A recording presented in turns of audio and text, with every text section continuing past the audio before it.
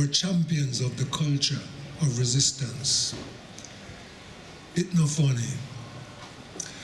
People saying this, people saying that about the youth of today, how them carrying on away. And it's not funny. It's not funny. Them we take chance, forget a little Kyle, them we take chance. If you live it up a while, then we take chance. If you live it up in style, then we take chance. If you go jump and prance, then we take chance. And them love blues dance, then we take chance. And them don't count the cause. People saying this, people saying that about the youth of today, how them causing a fray. And it's not funny. It's not funny. Them we take chance, and them love cuss ras. Them we take chance. Them we skip them class. Them we take chance. Figure papa little style. Them we take chance. Them do it all the while. Them we take chance. But some of them last. Them we take chance, and them don't count the cost. People saying this, people saying that about the youth of today, about the way them stay.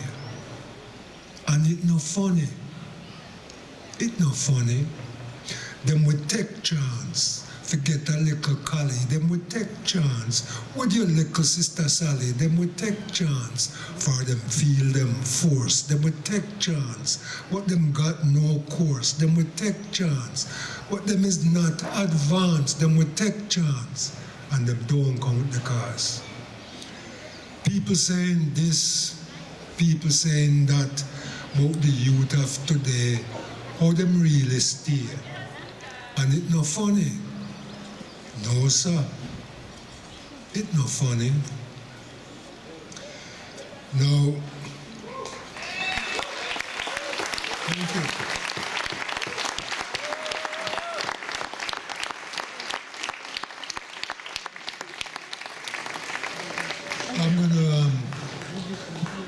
I'm gonna recite a poem about Jamaica, and it really is about my father.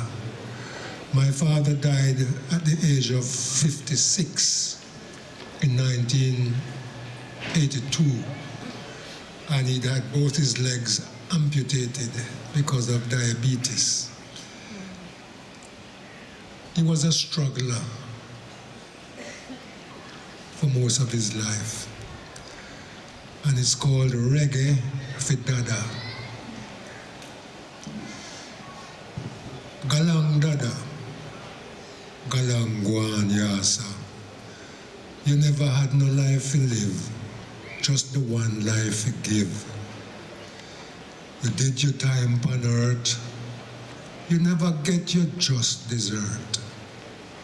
Galango smiling at the sun, Galango Sata in the palace of peace. Oh, the water, it's so deep, the water, it's so dark, and it's full of harbor shark. The land is like a rock slowly shattering to sun, sinking in a sea of calamity, where fear breeds shadows that lurks in the dark, where people afraid to think, afraid to talk, afraid to walk, where the present is haunted by the past. At this me born, get to know about storm, learn to cling to the dawn. And when me hear my daddy sick, me quickly pop me grip and take a trip. Me never have no time when me reach, for see no sunny beach when me reach. Just people are living shock, people living back to back amongst cockroach and rat, amongst dirt and disease, subject to terrorist attack, political intrigue, constant grief and no sign of relief.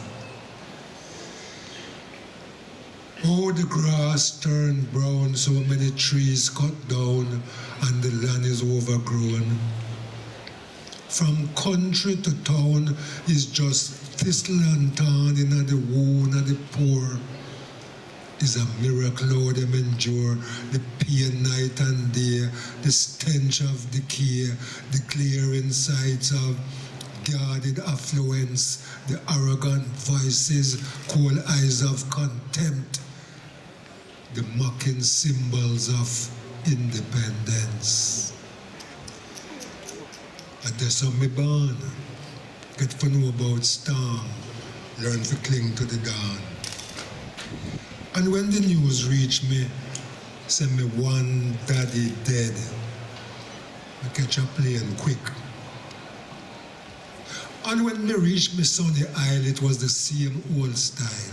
The money well dry, the bullets them a fly, plenty innocent a die, many rivers run dry. Ganja planes flying high, the poor man him a try. You think a little try him try, holding on by and by. When a dollar can buy a little dinner for a fly. Galang dada, galang guan yasa. You never had no life to live, just the one life to give. You did your time on earth, you never get your just dessert. Galango smile in the sun, galango sata in the palace of peace. Me know you couldn't take it, Dada. The anguish and the pain, the suffering, the problems, the strain. Struggling in vain to make two ends meet. So that them picnic could I get a little something to eat. To put clothes upon them back, to put shoes upon them feet. When a dollar can buy a little dinner for a fly. We know you try, Dada. You fight a good fight. But the dice them did loaded and the card pack fix. Yet still you reach 56 before you lose your leg wicket. I know you're born grown here. So we bury you as strangers burying ground, near to Muma and Cousin Doris, not far from the quarry, down to Augustown. No, that's okay, that's okay. You don't need to applause every time I go through. That's okay.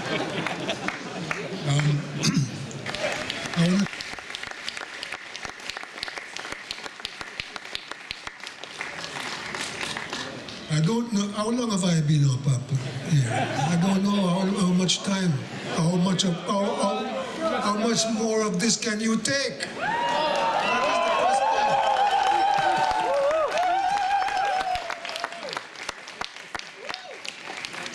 Okay, thank you very much.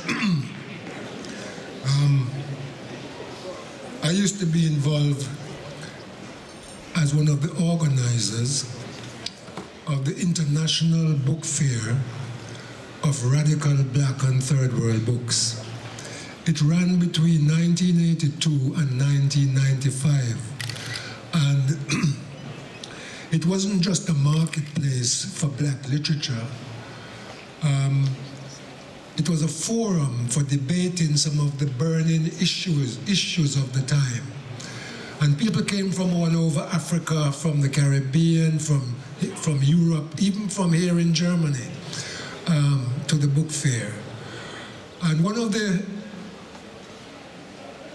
things that we discussed during the book fair, and this was from the late 80s, I can remember, us discussing this topic. It was the revolution in new technology and the promise it had for guaranteeing full employment in industrialized societies like those in Europe because of the greater productive capacity which the new technology promised.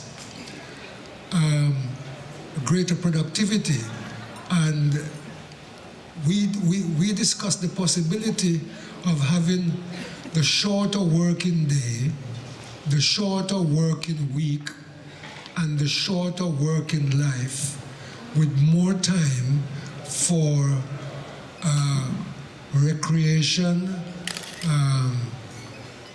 creativity, more time to develop our full human potential.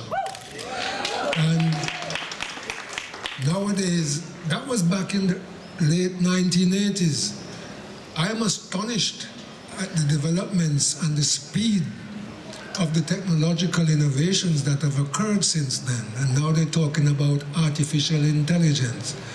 I'm not afraid of artificial intelligence. What I'm afraid of is who is going to control this artificial intelligence. Anyway, I wrote a poem about it at the time, and I call it More Time. We're marching out the old towards the new century, armed with the new technology. We're getting more and more productivity. Some say things looking up for prosperity. But if everyone gonna get a share this time, all mentality must get left behind. We want the shorter working day, give it the shorter working week. Longer holiday, we need decent pay. More time for leisure, more time for pleasure, more time for edification, more time for recreation, more time for contemplate, more time for ruminate, more time for relate, more time. We need more time. Give it more time. A full time, them abolish unemployment and revolutionize labor deployment. A full time, them banish overtime. Make everybody get a work this time. We need a higher quality and livity. We need it now and for everybody. We want the shorter working year. Give me the shorter working life. More time for the husband, more time for the wife. More time for the children, more time for your friend them. More time for meditate, more time for create, more time for living, more time for life, more time. We need more time. Give me more time.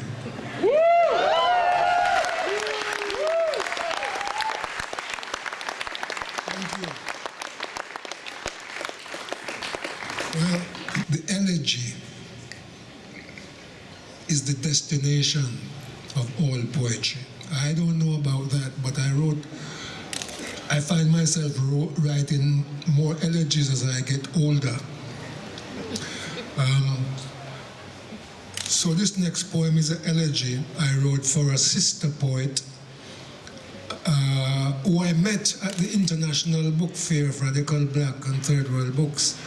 Her name was Mai Ayim, also known as Mai Opitz. And she actually came from Hamburg, but she settled here in Berlin and became involved in the women's movement and the Afro-German movement. Her father was from Ghana. Her mother was German. She was raised by German foster parents. She co-edited a book of essays called Showing Our Colors, about the experiences of mixed race women like herself growing up in Germany. And she also published a volume of poems called Blues in Black and White. Well, she died tragically in 1996, I believe it was, went to a high-rise building and jumped from the 13th floor after discovering that she had multiple sclerosis.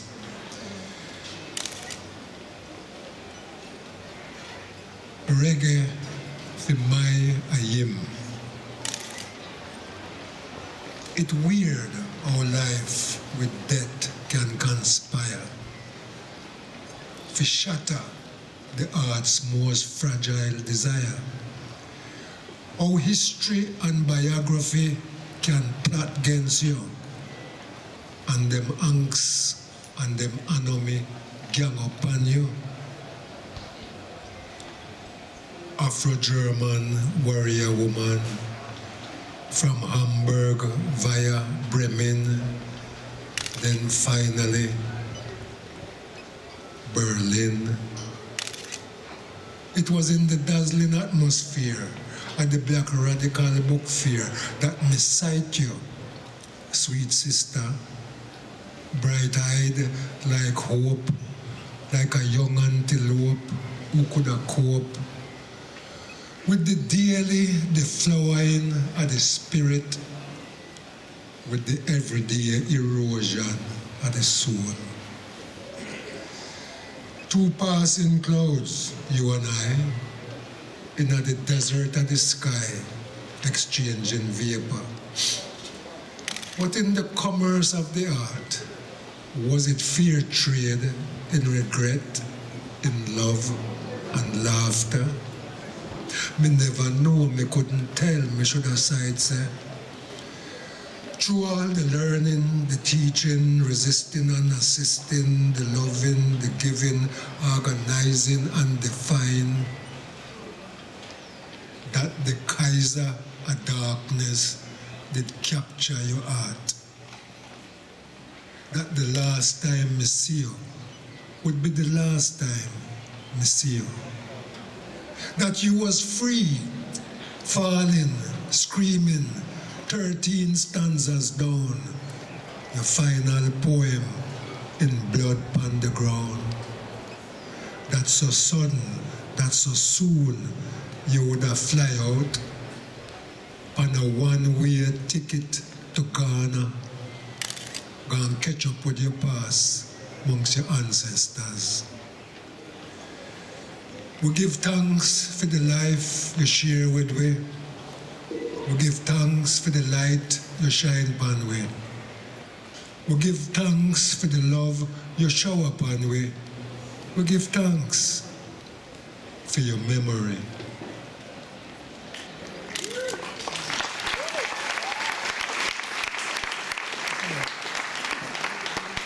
And finally, there's this phrase that has gained currency in the last 20, 30 years. Everybody uses it now, but I don't like this phrase. I don't like it because of its implications. And the phrase is ethnic cleansing. For me, to talk about ethnic cleansing implies ethnic pollution. Now that is a dangerous notion. And as history will teach us, once we begin to think along those lines, we end up with a Holocaust. So I wrote this poem to express my displeasure at the coming into currency of the term ethnic cleansing. I call it New World Order. The killers of Kigali must be sanitary workers. The butchers of Butari must be sanitary workers. The savages of Chatila must be sanitary workers. The beasts of Bosnia must be sanitary workers. In the New World Order, like a dirty old bandage upon the festering face of humanity, the old order unravel and reveal, old scar just have broke out in a new sore. Primeval wound that time won't heal, and in the ancient currency of blood, tribal tyrants a second old score. The killers of Kigali must be sanitary workers. The butchers of Butari must be sanitary workers. The savages of Chatila must be sanitary workers. The beasts of Bosnia must be sanitary workers. In the New World Order. And it's the same old Cain and Abel syndrome, far more ancient than the fall of Rome. But in the New World Order of atrocity is a brand new language of barbarity. Mass murder normalized, pogrom rationalized, genocide sanitized, and the ancient cleansing, now name ethnic cleansing. And so the killers of Kigali must be sanitary workers. The butchers of Butari must be sanitary workers.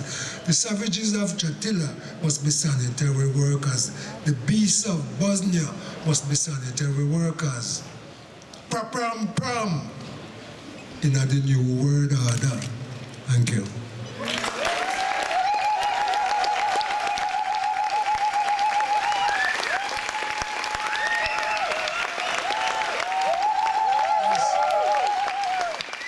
We have to be very careful about how we use language, because we not only negotiate our everyday reality through language, it is also through language that we define our humanity. Thank you all very much.